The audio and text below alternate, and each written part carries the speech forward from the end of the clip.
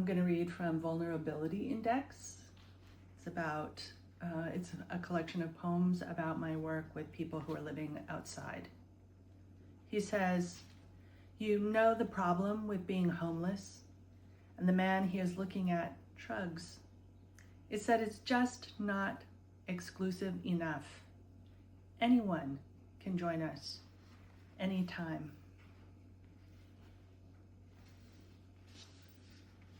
A hand is a parable. A hand is a parable if a parable is a litany. Hand telling a story not its own. Hand lost in darkness, groping. Hand black with grime and frostbite, especially frostbite. Hand curling around its debility to hold a pencil and draw what? A Gothic script, a superhero. Hands filth smudging the graphite for more subtle shading. A parable is instructive, a story that tells, but a hand does not disclose. A hand opening and closing awkward with cold and damage. A hand cannot be a parable, but only a list of itself, what it grasps and all that it does not. A litany is a portrait that repeats itself.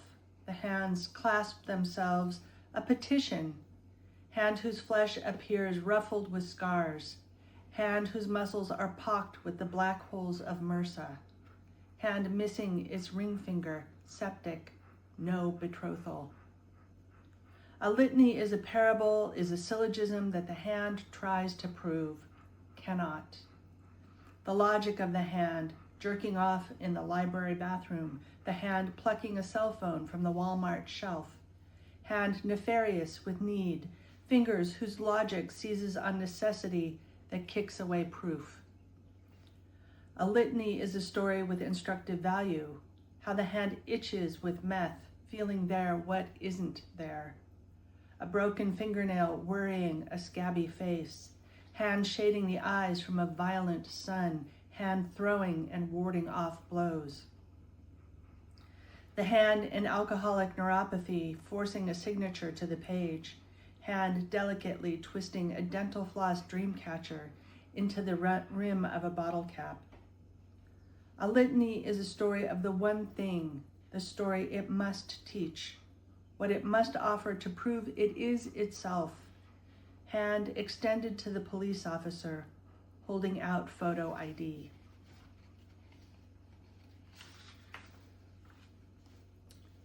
Overheard. Code. If a client says they can't see the words on the forms, that usually means they don't know how to read. So sit down and fill out the forms with them. If a client says that they can't look up apartment listings on the computer because they don't know how to work a computer, that usually means they are a sex offender and have to stay away from computers. So just print up the housing listings for them.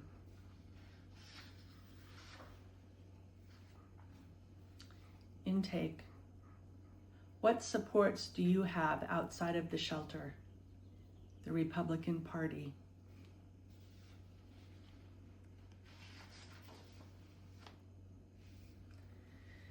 The woman says, "I have an encrypted pregnancy. The fetus is dispersed through my organs, throughout all the parts of my body. When the Lord sounds the trumpet, the fetus will reassemble itself, and I will give birth to the Messiah."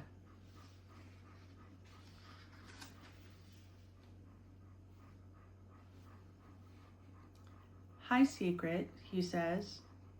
He says this to a woman I've seen walking up and down Broadway for years.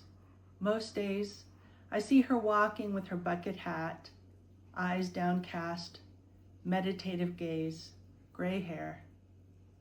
"Hi, Steve," she replies warmly. After they talk, he comes by my desk to pick something up. "Secret?" "Yeah," he says, shrugging. That's her name. That's the name she chose for herself.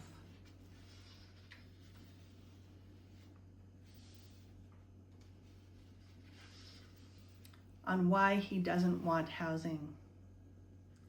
A body that is in motion stays in motion. A body that comes to rest stays at rest.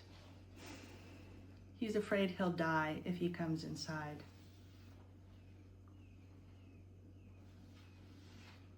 Frostbite.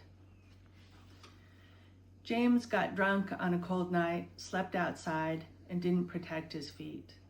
He limps in, leaning on chairs for support, sleeps on a bench, says, "The doctors say his feet can't be saved." We think toes at first, but in the delay, they say the feet, no, the lower part of the legs will have to go.